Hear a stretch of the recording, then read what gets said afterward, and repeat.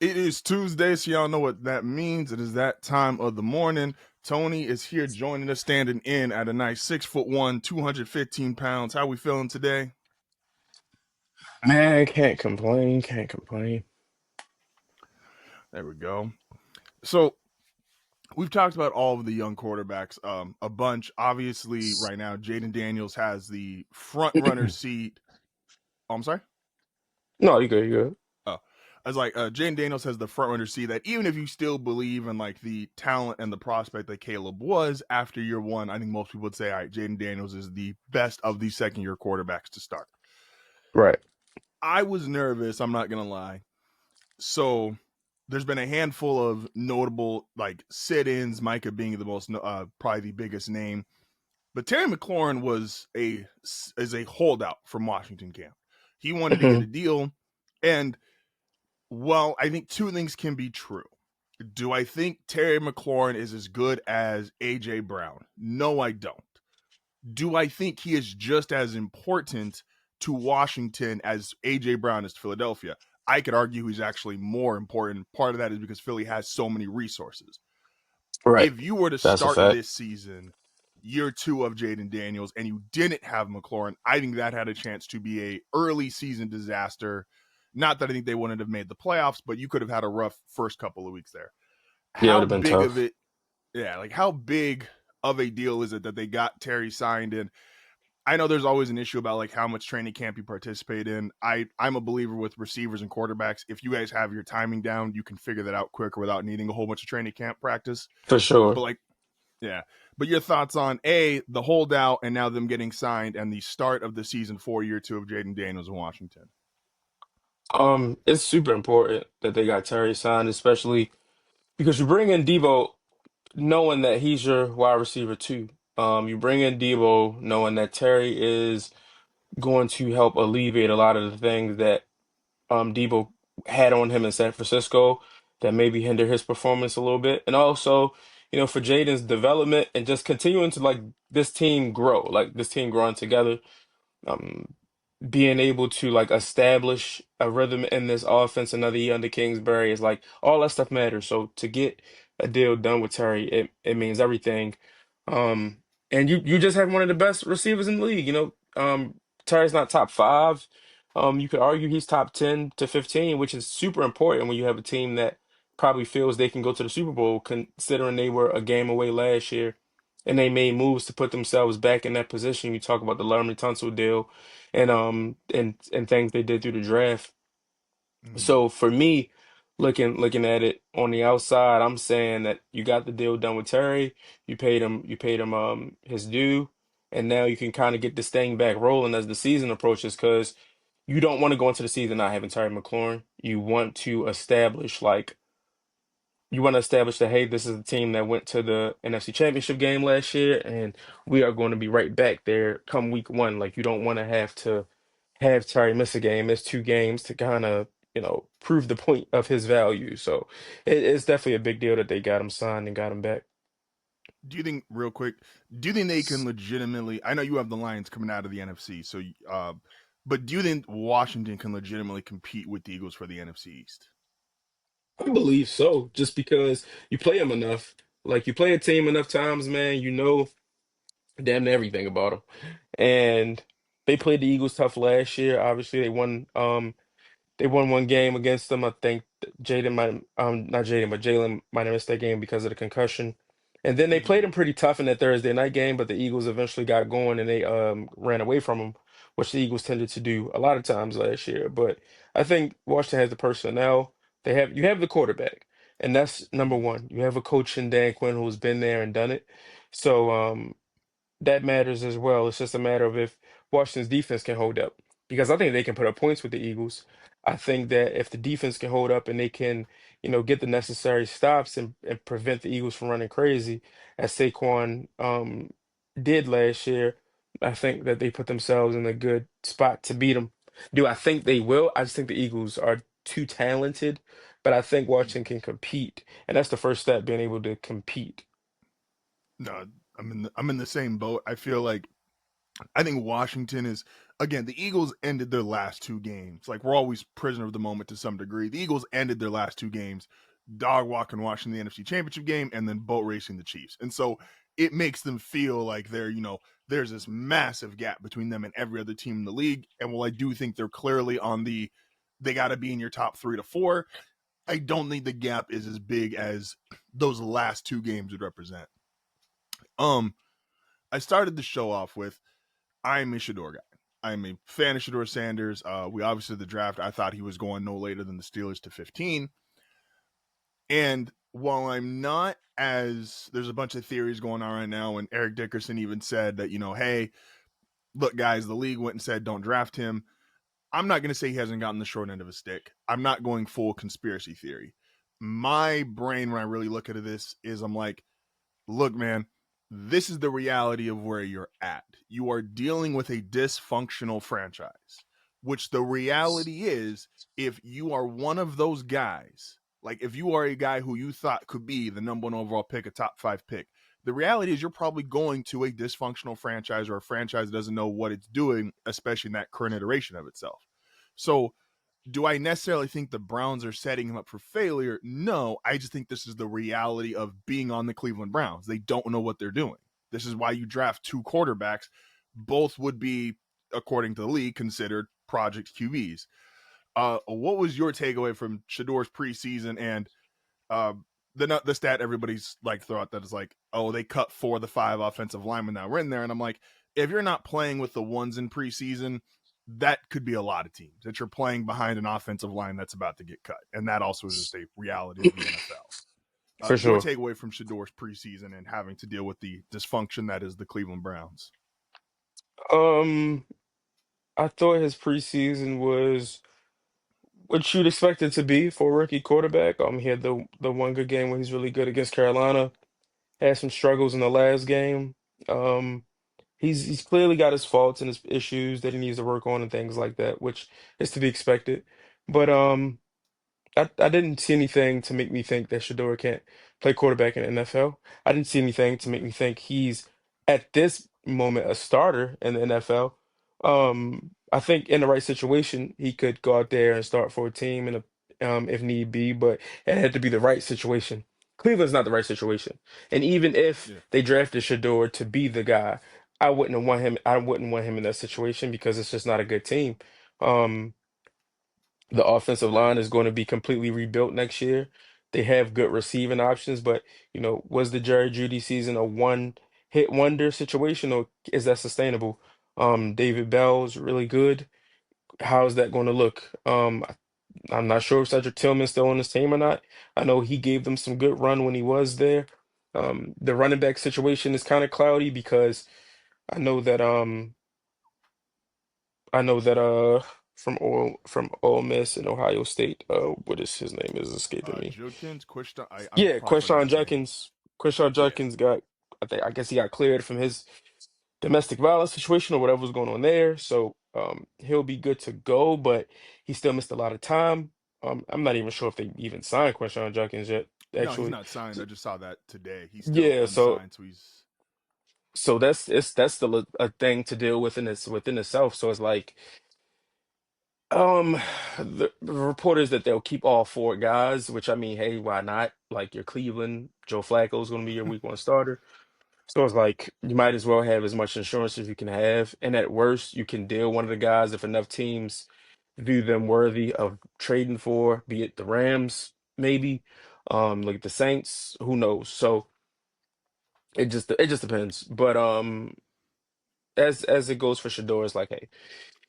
It wasn't perfect. You saw a lot of bright spots. You saw some not so bright spots. But he's a guy that should be in this league, though. I think we do know, which is the first step. agreed. So Bleacher Report just released their top 25 college football players of all time. And I think it's now the consensus from what I've seen, even again, as I kind of delve more into the college space. I feel like the last really 5 to 10 years has been solidified that like the majority of people put Tebow at 1, kind of as this what feels like totality of a collegiate career.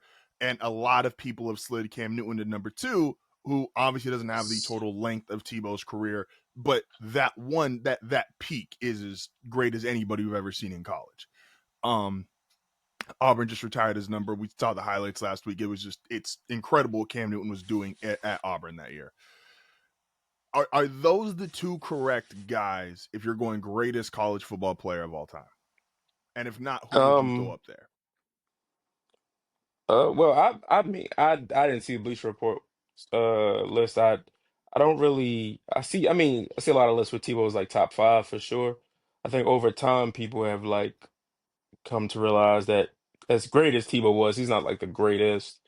I know the Athletic had did one a few months back. I think Cam was number one on that list. Mm-hmm. Um, I mean, like, I don't consider Tim Tebow to be like a top two greatest college football player of all time. I think he's deserving of top five. For me, it's Cam Newton or it's Reggie Bush when you talk about greatest college football players. Um, Considering what Cam did in that single season, imagine that over 4 years or 3 years. Um, Yeah. and then obviously what Reggie did at USC, he still has yet to be met by anybody. So it's, I mean, I have no issue if anyone thinks Tebow is the greatest. Like I said, he's top five for sure. He just did a lot. He had a lot of success, Mm-hmm. and he was the face of a school. But for with when you talk about Cam Newton, man, it was we have not seen anything like it since. Like what he, and that's almost. 10 years It's now? about 15 years ago now. 14 years ago, 15 years Or no, ago. 20. Oh, yeah, no, I'm sorry. I'm going the Super Bowl year. My bad. Yeah, so it's like he's an anomaly and he was special. He's a true generational talent. One of the last generational quarterbacks to come in and live up to that hype of being a generational guy. MVP, 15 in 1 year, Super Bowl appearance. Um, just did everything. So, No, 1,000%. Um, Staying on kind of that note of, and we talked college football teams last week. If you were to say like the top players in college football, I know obviously Ohio State. There's an argument that they got potentially two of the guys. Um, Quarterback is always going to get skewed, and so whoever your opinion of the best quarterback in the country, if you were to just handful of names on the top of your head, the best individual players in college football this year. um, off topic, talking about Jeremiah Smith. Um, you'd be talking about Jeremiah Love from Notre Dame, running back, Nick Singleton, Katron Allen, Penn State running backs. Quarterbacks too, or just position guys. You can throw quarterbacks in there as well.